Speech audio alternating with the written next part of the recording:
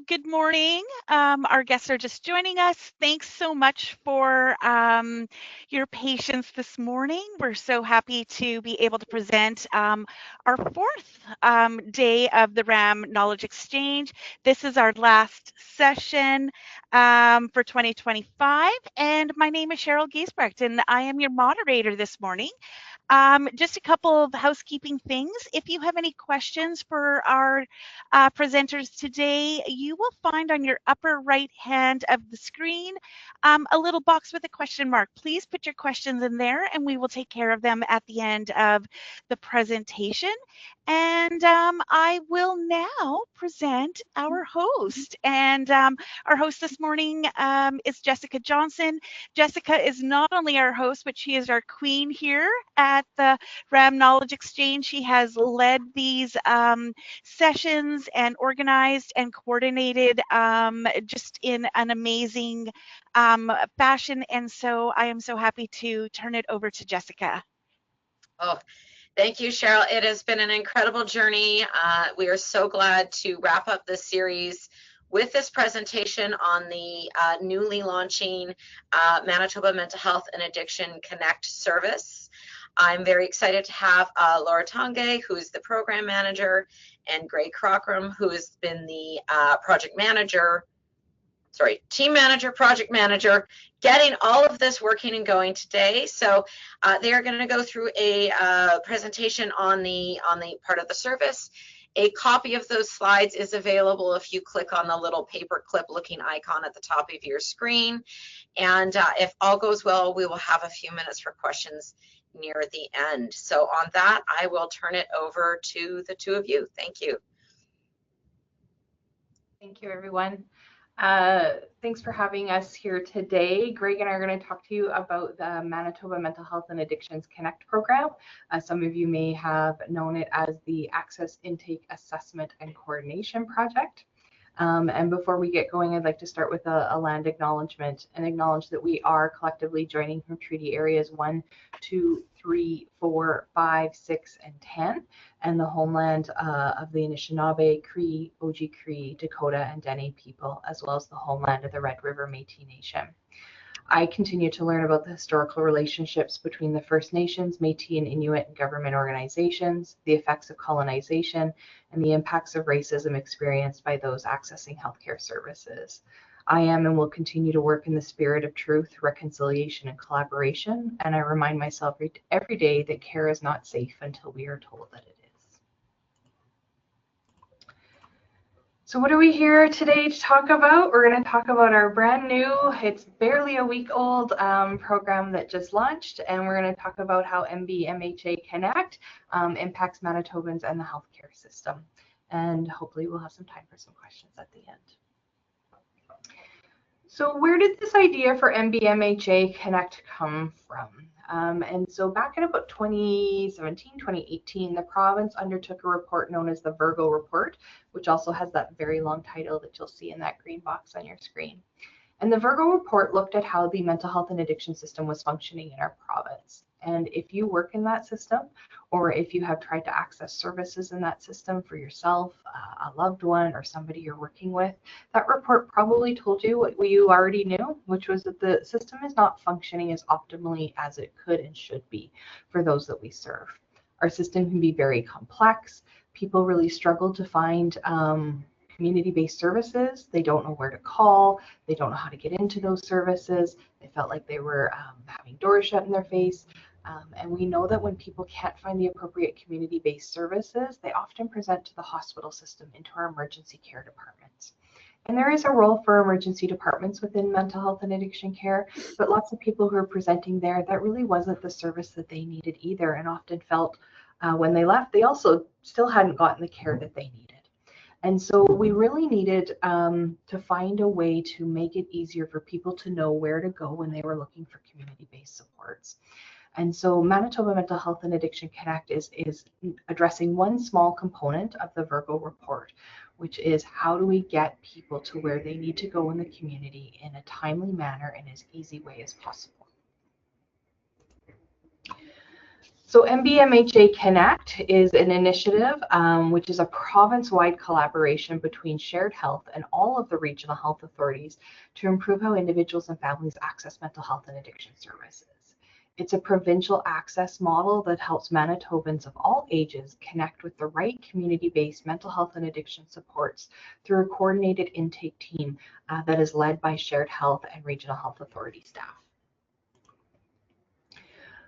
Our vision for MBMHA Connect, it was to develop an effective, efficient, integrated, innovative, and sustainable model that makes it easier to refer and access mental health and addiction services in the community that supports desired outcomes for individuals. We really wanted to improve people's experiences with accessing service, reduce service delays and redirections, make sure pathways to get people from one service to the next is really clear, and improve service coordination, which should happen if all of those other things fall into place. Greg, are you having some slide difficulties? There we go. Okay, that's okay. So we really see MBMHA Connect as an opportunity to do a variety of things for the people that we serve in the system as a whole. This will allow us to standardize and streamline intake and referral processes for individuals and families who are looking for mental health and addiction services. So I always say that we are, 10, 15, maybe even 20 years ago, the regional health authorities centralized their mental health intake system.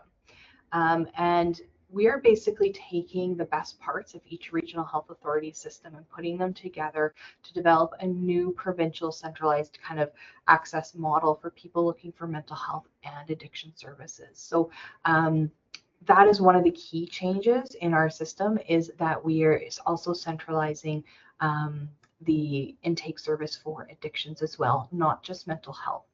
So people no longer need to know, where do I call if I have a mental health concern, and where else do I also call for an addiction concern, or which of these concerns are more pressing, and so should I be only calling one number and not two? People no longer need to worry about that. We're going to have one provincial phone number for people to call, one provincial fax number for service providers to send referrals to, and people just need to call us once, and we will take speak with them, figure out what's going on, and connect them to the right service, regardless of whether it's a mental health concern, an addiction concern, or a substance use concern, or any combination of those. So we're really looking to standardize what an intake looks like for people. So your intake experience should look pretty similar regardless of where you live in the province. And right now, up until we launched, there was definitely some differences, and we wanted to make sure that our processes really align with each other, so that experience is as much similar for people as it can be. We're also really excited about technology and the role it's going to play in MBMHA Connect. We are going to have a shared electronic patient record that will be shared between all of the intake staff across the province, which means if you had called intake and you had an intake completed in January and some recommendations were made for programs and services, it's going to stay in our electronic patient record or an EPR. And then let's say you moved and you're now living in a different region and it's now October and you call us back. The staff you talk to in October are going to be able to see everything that was done in January and those recommendations, and they're going to be able to talk to you about how those worked for you. Were they a good fit, not a good fit? What are you looking for now? And so that should also help the number of times people have to tell us the same story, because we're going to have a bit of a reference point instead of the old way, which was, to contact the other region and find out that information and wait for it to be delivered to us. The technology is also going to help us collect better data. Right now, because the regional health authorities all have different documentation systems, some are electronic and some aren't, and our definitions of wait times and different things that we might want to collect is all different. It makes it really hard to compare apples to apples. And so with the collaboration that we have with all of the regional health authorities, we are determining what our definitions are for all of the different data we want to collect. And now when we get that data, we're going to know it's reliable, that it's going to be consistent for all of the regions. And then we and the programs that we also refer to are going to be able to use that data to help inform a system change. We're also looking to correct better and more effective connections between service providers in Manitoba. And I see this as another one of the key changes that MBMHA Connect is going to bring to Manitobans. So in our current system, a lot of the times when somebody calls us, we are referring to an RHA service, whether it's an addiction service or a mental health service. But we also know that we have some amazing community partners that often are providing services that are a better fit for people that we are talking to. And in our current system, I would say, to an individual, thanks for sharing that information. Based on the information you've given me today, I really think this community organization would be a really good fit for you. And I would tell them about the program, and I would give them their contact information. I would tell them to call that program. And then I would hang up the phone, and I'd cross my fingers that they called. And I would cross my fingers that they left a message and that the program called them back, and that they called the program back, and that at some point in time the voicemail tag ended. And I would hope that they would explain the situation to that program the same way they explained it to me. And I would hope that that program would say, yes, absolutely, welcome into our program. But I also know if sometimes I might not be right, that it might not have been the right fit. And I would also hope that that individual would call me back and say, Laura, that program, that's not going to work out. And there's a lot of places in our current way of doing things where we can lose individuals and families, where they can throw up their hands and just say, you know what, I tried. I'm done. This has been a lot of calls. I feel like I'm getting the runaround and I'm done trying. And they end up not getting service. And we know that for most folks, when they don't end up getting the services they need, things don't tend to get better on their own. And so then they end up calling us back at a later point and things generally aren't going as well. And so in our new way of doing things, we are partnering with government-funded mental health and addiction services who we already know, who we think are wonderful, and we're already sending people to, but we're asking them to partner with us formally. So in the new system, when I say to an individual, hey, I've got this program that I think would be a really good fit for you, can I tell you about it? And if they say, yeah, that sounds really great, I would ask for their consent to send the information we just talked about to that program. And so that government-funded agency is going to receive the intake I just did with all the information I just gathered. And they're going to be able to determine whether or not it makes a good fit for their program. The person's going to have to tell their story one last time, which everyone always appreciates. And that program is going to get to review the information I sent to them, and they're going to either say, yes, Laura, great fit. We're going to give them a call. We're going to start services. We're going to place them on our wait list, whatever that looks like. Or they're going to say, no, sorry, Laura, that wasn't a good fit. And I'm going to then call the individual back and say, hey, my apologies. Turns out that program wasn't the right fit for you. Let's talk about some alternative options. And so we're doing what we can to better ensure that people are actually getting connected to the services that they need. And so who's been involved in developing this model? Of course, we've been working with Shared Health and the regional health authorities, but we also have been working with primary care, community-based mental health and addiction service providers, psychiatry, psychology, Indigenous governments and service providers, and last but definitely not least, people with lived and living experience. And so what does an intake process look like for somebody in the new system? Now, some of this might look similar to what you have already experienced or people you work with have already experienced, because like I said, we didn't scrap everything we were doing. We picked the best out of everybody's ways of doing things and looked at other models. And so some of these changes might be changes for some regions and they might not be changes for others. So you'll see in the green is all of the ways that people can find their way to us. We wanted to make sure that there was lots of ways for people to find their ways to our desk or our phone line. So referral sources such as child and family services, probation officers, school services can refer to us, generally via fax through our new referral form, which is going to be the same referral form across the entire province. So people no longer need to worry about where people live. It's going to be the same referral form. We also know our primary healthcare providers are one of our biggest referral sources, and again, they tend to send via fax, and now they no longer have to remember which fax number for which region. They just send it to one place. And the next one is a change for some regions and not for others, but individuals also have the ability to self-refer to our program, and that's generally done via phone. Coming in 2026, We will have a web-based portal where people can apply for an intake online there. Unfortunately, the technology was working a little bit slower than Greg and I are, so it's not ready quite yet, but that's going to come later in 2026. We're also looking at in-person options. This is available in some sites already, but not everywhere, because up until now, Intake primarily has done everything on the phone, and so some of our offices really aren't equipped for the public to present to, and so that's a goal that we're going to continue to work towards in the coming years. So people are going to find their way to us one way or another, and this next part is new for most regions, which is before they have their intake appointment with a clinician, we are going to ask them to complete self-assessment tools online, which are going to ask them a little bit more about what's going on, and so we can really hone in on what the area or areas of concern are. Now, we know that not everybody has access to the technology that would be needed to complete these documents, and that's okay. We'll never deny anybody an intake appointment because they weren't able to complete these ahead of time. Then the intake appointment happens. Now, if that's for a youth, that could look very different than it might for an adult. So for a youth, that might be talking to one or two or more parents. That could be talking to the youth themselves, depending on the age. It could be talking to school or child and family services. It could be reading reports. I always say we talk to as many people as we need to talk to gather enough information to get a really good picture of what's going on for you. Then we're going to match the individual to the most appropriate services. And so that might be an RHA service, that might be one of our government funded agencies or partners, or it might be a self-help resource. But again, making sure that those connections have been made. We also know that a lot of the services that we do refer to might have wait times for services. And so we'll always make sure that people know about crisis services, provide them with any type of online or self-management resources that may be of assistance to them.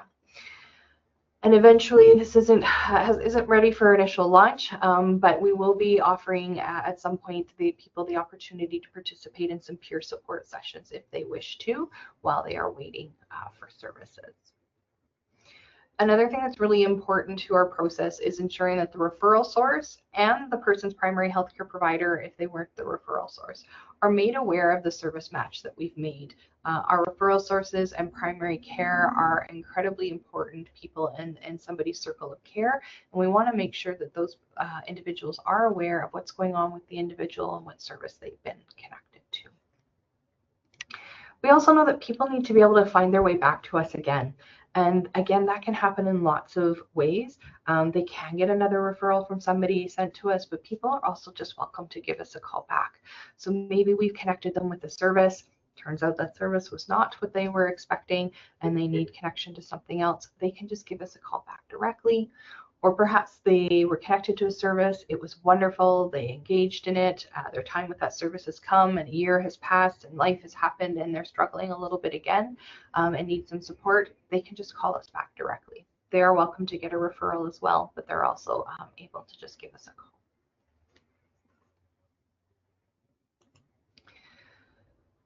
So how does and who does MBMHA Connect impact? Well, all Manitobans, and it's going to impact our resources, our referral sources, our intake staff, service providers that we refer to. But of course, all Manitobans should be impacted by this program because it should make it easier for them to find us and find the services that they're looking for.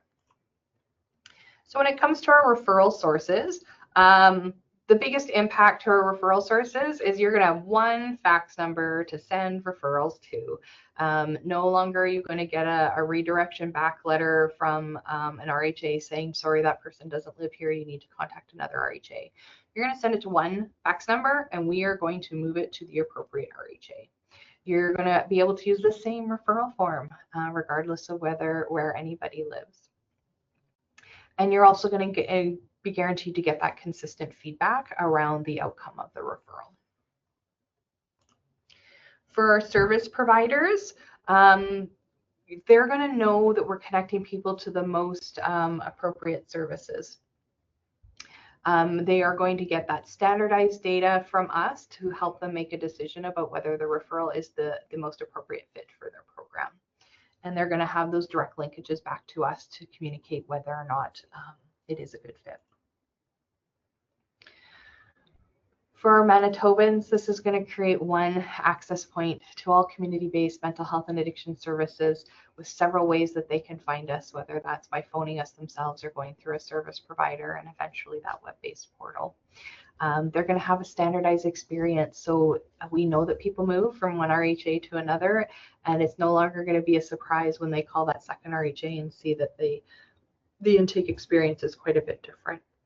I will just make a note, though, that one of the things that MHA Connect does not change is catchment areas for the programs, and we also don't change programs entrance or entrance criteria or inclusion-exclusion criteria. We still do need to adhere to those programs' requirements. Manitobans can also expect that we're going to connect them to the most appropriate service based on what's going on for them, that we're going to stay in touch with their referral source in primary health care, and that we are going to share information with their consent with service providers to ensure that their story follows them and they don't have to tell their story as many times. I'm going to turn it over to Greg for a minute. He's going to talk to you a little bit about the core components that are underpinning everything we do here, and then talk to you a little bit about our staged rollout approach. Thanks, Laura. So very early on in the journey to implement Manitoba Mental Health and Addictions Connect, Shared Health partnered with the Royal Ottawa Mental Health Centre in Ontario to understand how they implemented a similar model for coordinated access or central intake. And this is what they showed us in terms of how they implemented their model. They worked with first and foremost people with lived experience and many other health system partners to establish what they called core components that help address challenges they were seeing with how individuals accessed community-based mental health and addiction services in their area. And so over the last year or so, our goal hasn't been to just implement what the Royal Ottawa Mental Health Centre implemented in Ontario, but rather use these core components as a guide to help implement the pathway that Laura mentioned a few slides ago. And so many of these core components Laura's also already talked about, so I won't go into too much detail on any of them. But first and foremost, under the access part of our pathway, the multimodal access component really kind of speaks to the need that there needs to be many different ways in which people can access Manitoba Mental Health and Addictions Connect. We can't just have web-based pathways or telephone-based pathways. We need to make sure that we have partnerships with many other different referral sources to make sure that people find us. And we need to make it easy for people to come back when they need to. Beneath the multimodal access component, geographically distributed community-based sites. So similar to how this model was implemented in Ontario, we realized very early on that we have a number of skilled and experienced intake staff across the province that really should be completing intake for Manitoba Mental Health and Addictions Connect. They have knowledge of local services and pathways and service providers, and we wanted to make sure that we weren't taking away that experience, so we weren't centralizing Manitoba Mental Health and Addictions Connect to Winnipeg or some other location, that we really were building on the expertise and experience that intake staff have. So as Laura mentioned, this provincial intake model is staffed by intake staff from across the province in each of the regional health authorities, or SDOs.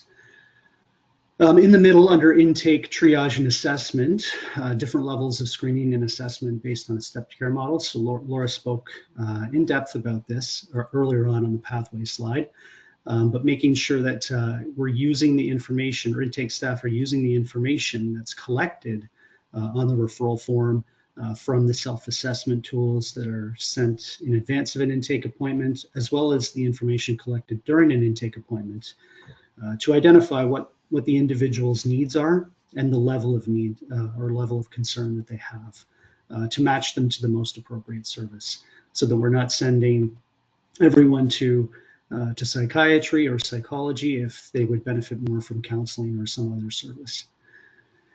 And over to the right, the top core components, standardized service matching using the stepped care model. So to be able to match individuals to the most appropriate level of service, this is where our provincial service inventory comes in, as well as the skills and experience of intake staff. So using the information they collected from the referral form, intake appointments, screening tools, they'll reference the service inventory and their knowledge of the system to match the individual to the most appropriate service based on their needs. Laura spoke to the importance of keeping primary care providers in the loop and aware of where their referrals are going, or in case the referral originated somewhere else, making sure that primary care providers know that that referral was sent and the person was attached to the particular service. So we've really been working with our SDO partners to establish standardized templates, letter templates to send to primary care providers to inform them of the referral outcomes so that they can have more informed discussions with their patients. Waitlist management and supports while waiting. So in this core component, the shared electronic patient record that we will be implementing as part of this service will really help with tracking inbound referrals as well as outbound referrals to make sure that we have a central place to understand all of the referrals that are coming in that need to be triaged and that intake needs to be performed for. And then also on the outbound side, when referrals are sent to service providers, we can keep track of those referrals and know which still need to be actioned because we haven't heard back from the service provider, or which need to be routed to a different service provider if the initial referral is not appropriate. Supports while waiting kind of speaks to the resources that intake staff will share with individuals that have to wait for services, as well as the peer support component. Feedback from service providers and to referral sources, that really speaks to making sure that we don't just have feedback loops with referral sources, but also with service providers, so that when Manitoba Mental Health and Addictions Connect sends a referral to a service provider, the service provider has to acknowledge whether they will accept that person into one of their programs or whether it wasn't a good fit and you need to find a different program or service to refer the individual to. And in that case, Manitoba Mental Health and Addiction staff will try and find another organization or program to send the individual to. Laura spoke about the web-based portal that's coming in 2026. And so one of our key goals for that portal is to make self-management resources available on that portal. So if individuals prefer to seek help on their own or try to manage their concerns themselves rather than schedule an intake appointment with Connect staff, then they'll have information available to do that. We'll also have pathways to other services such as crisis in case individuals are in need of that level of care. Enabled by technology. So not a surprise that this is here. The web-based portal is a key part of the service that's going to be coming in 2026, as well as the shared electronic patient record, making sure that those who reach out to Manitoba Mental Health and Addictions Connect have their information stored digitally, so that if they move from one location to another in the province, have their intake started but not completed, started before their move, and then after their move they come back. Intake staff from across the province can have access to that information, so that there's visibility into to previous intakes or previous referrals that have been made. And so we're not just collecting that information, the referral information to support matching individuals to the most appropriate services. Our hope is that we can also use that information to understand system usage. So which services are being requested in certain regions, which referrals are being made, and where might there be service gaps where additional services might be needed based on the number of referrals requested for that service.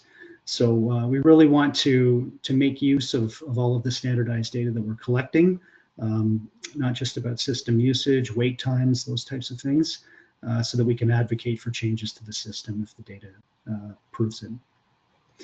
And then finally, paramount to all of our work, it's really the foundational component under all of the other core components, the focus on health equity. This model, we're not implementing this model for people who live in Winnipeg. We're implementing this model for all Manitobans. Certainly starting off with children and youth, but the goal is to implement this for adults as well, and implementing this for individuals of all types of backgrounds as well.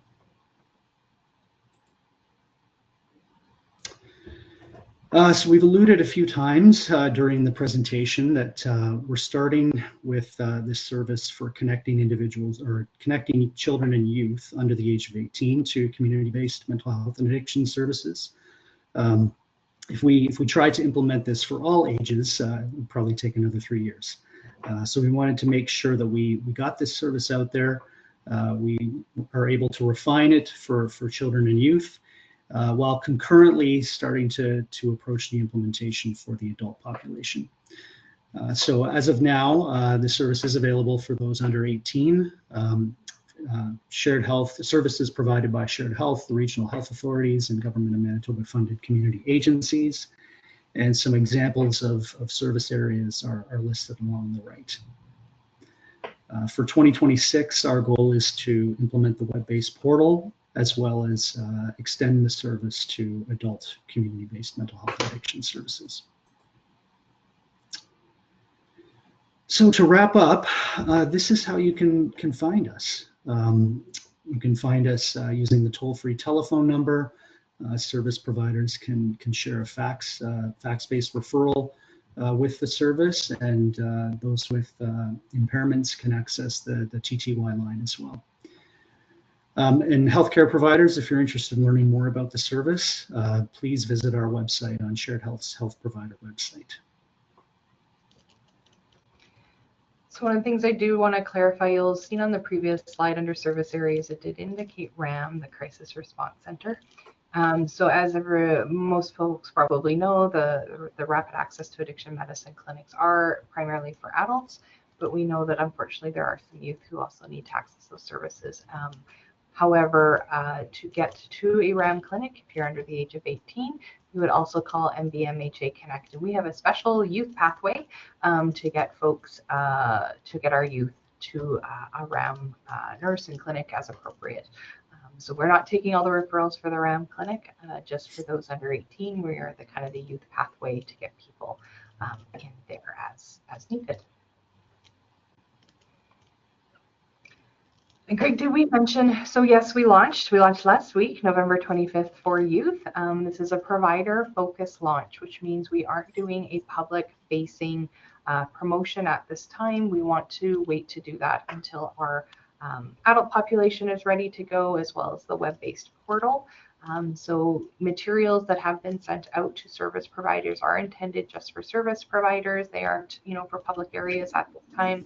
We know people in the public are going to start to hear about our new name, and they're going to find our new phone number, and that's okay, but we're not doing a public launch. There isn't materials to be sent out to all Manitobans at this time. That's going to come in 2026. Thanks, Laura.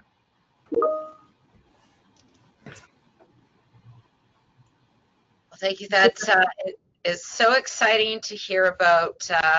And I know it has been a lot of work to get things to this point, but really to be able to improve access and help individuals in Manitoba get to the care that they need and deserve as quickly and efficiently as possible. So we have quite a few questions coming into the chat. One of them, I think you addressed there, Laura, around, but it does sound like when we're ready to go to that public phase, there will be materials and handouts and a website that can be shared with individuals. The other question that has come in is around how will this impact the current centralized intake here in Winnipeg? In lots of ways, and some ways not so much, because that is us. MHA Connect is utilizing the centralized intake staff that already exist across the regions in the mental health programs to staff and run the MBMHA Connect program. So that phone number you're used to calling has not been discontinued or decommissioned yet. It is currently forwarded to the new Manitoba Mental Health and Addiction Connect phone number, so we won't lose anybody. That's been our biggest concern, is we made some shifts, so we want to make sure we don't lose any referrals in the shuffle. So you can still continue to call that number, but you can also call the new number. It's all going to the same place now.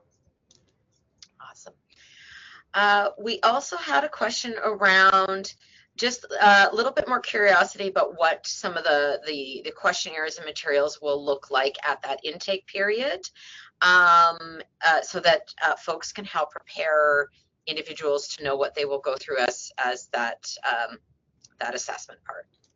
Yes. So if you remember earlier on, I said the technology isn't working nearly as quickly as Greg and I are. That is a technology component.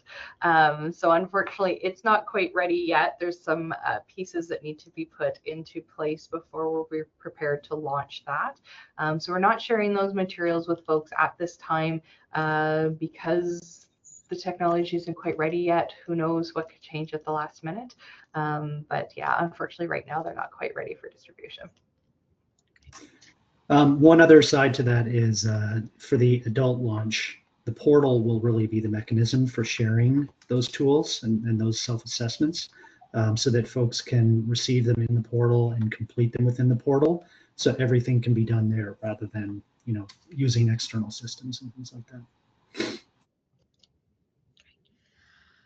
I have a question here. I think this is just around clarity of sort of where this will be accessing. So can individuals and service providers still refer directly to community mental health and addictions providers under this system, or will all partnered organizations be requiring people to intake through this system? So I think some clarity around which services this will access versus some of those community non-SDO type of groups. That's a great question, and I don't think I spoke to that today. So the government funded agencies that we are going to partner with, we're not releasing that list of names quite yet. We're still onboarding some of our partners, and although I will say that list will hopefully always be growing. So we're not listing that list yet. However, for any of those community-based organizations that we are partnering with, their existing intake processes will remain. So however people continue to find their way to those programs, they will continue to do that. We're not taking on intake for all of these organizations. However, what it's allowing us to do is that when somebody lands on our desk and we think that they might be the most appropriate place, that community organization, it means that we've got a partnership with that organization that they're prepared to accept a formal referral from us. So all of those organizations' referrals aren't coming through us, but we have the ability to get people there when it makes sense to. Awesome. And you mentioned this is open for providers. Questions around where those referral forms are available.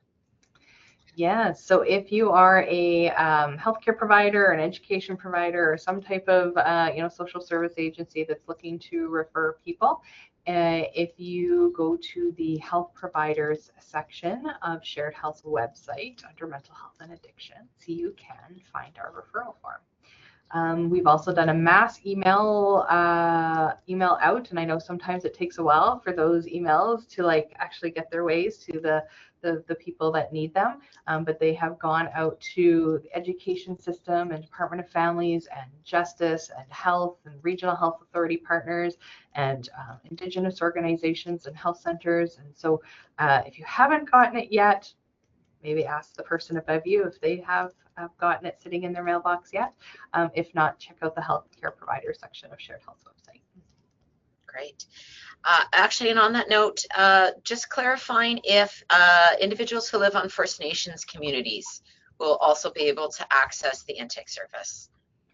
Yes, when we say this service is for all Manitobans, we truly mean it is available for all Manitobans.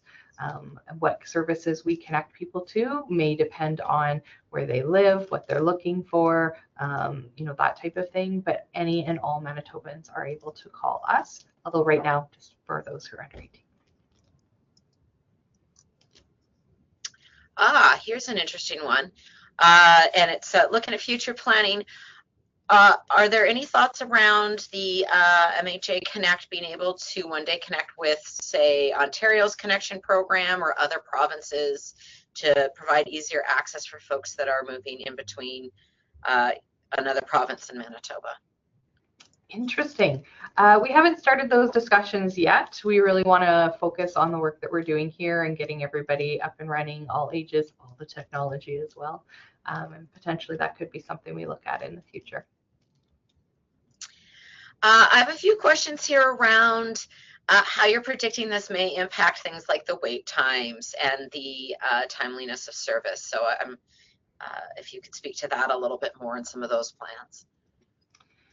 Yeah, so we are hoping that the data that we collect, and we know it'll take a while to get, robust data that the regional health authorities and the different programs can use to advocate, whether that is for system change, for additional resources, however they choose to so use that data.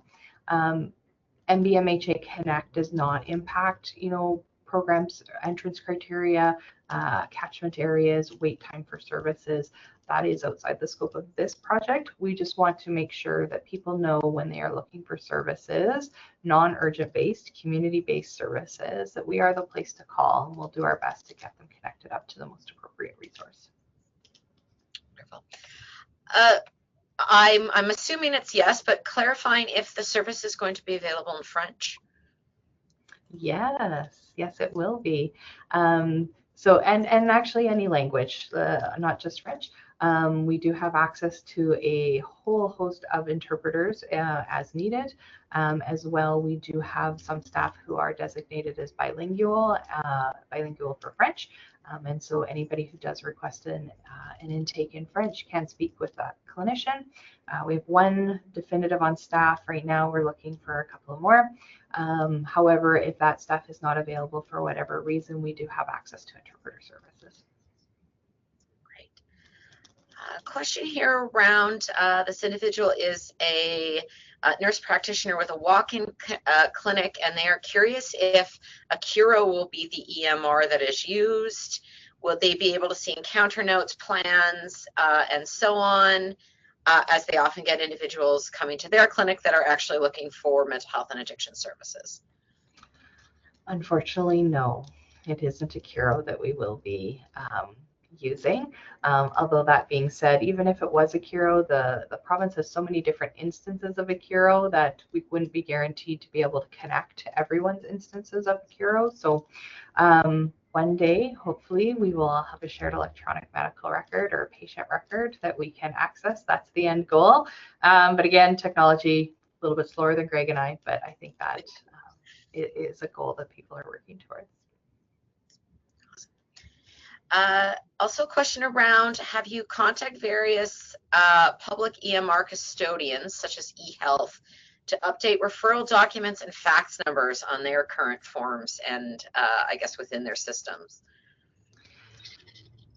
eHealth. So I know for Accuro, the new referral form has been added to the repository. Now, whether or not every instance of Accuro has access to that and has then uploaded it, that I can't guarantee.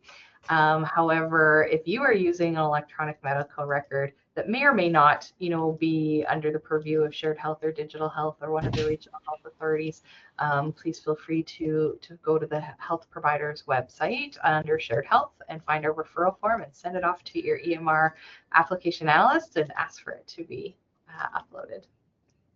So again, going to the Shared Health website to access that form and working with your whatever record that you've got or system to get them to apply that for yourselves and your staff.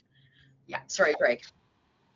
Yeah, no, I was just going to clarify something that Laura mentioned. So the Shared Health managed instances of Accuro now have the referral form, and we've sent the referral form to our RHA or SDO MHA leadership to help facilitate getting the referral form in non-Shared Health managed instances of Accuro and other EMR platforms, so the private clinics. And yes, we know sometimes that the step of all the wings of technology can take some time to find all those places and get things changed and updated. Questions here around, you talked a little bit about that relationship with primary care, but they're curious as to, you know, how primary care will be updated and what that role might be in terms of that collaboration. Yeah, so when an intake is completed and an individual is connected to a service, we will be sending, you know, I say it's a standardized letter, but of course we will personalize it for the situation. That will indicate, you know, hey, we got this referral from this person. Based on everything we talked about, here's the service they've been connected to, or here are recommendations that we've made. So that should be happening after every referral, regardless of who the referral source is.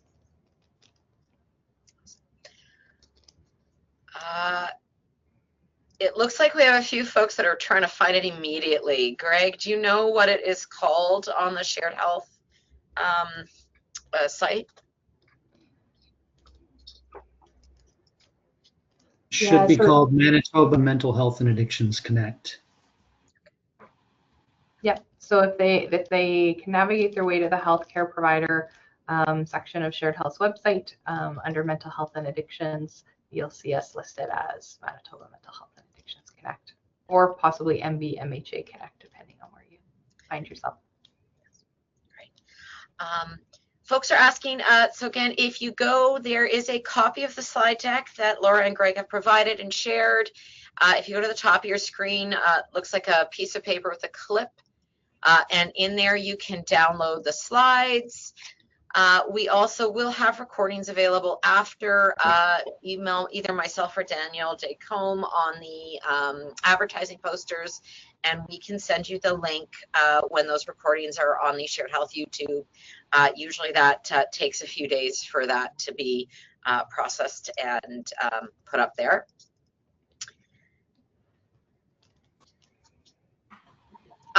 I think too, it sounds like a few folks are very curious to hear more for their teams and folks that are not able to join us today.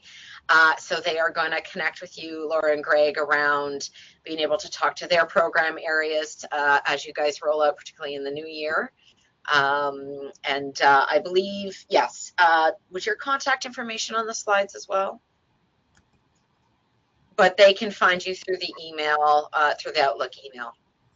Yep, as well, just as a bit of a plug, the date isn't set yet. Greg and I will be presenting as a part of the Mental Health and Addictions Innovation Series.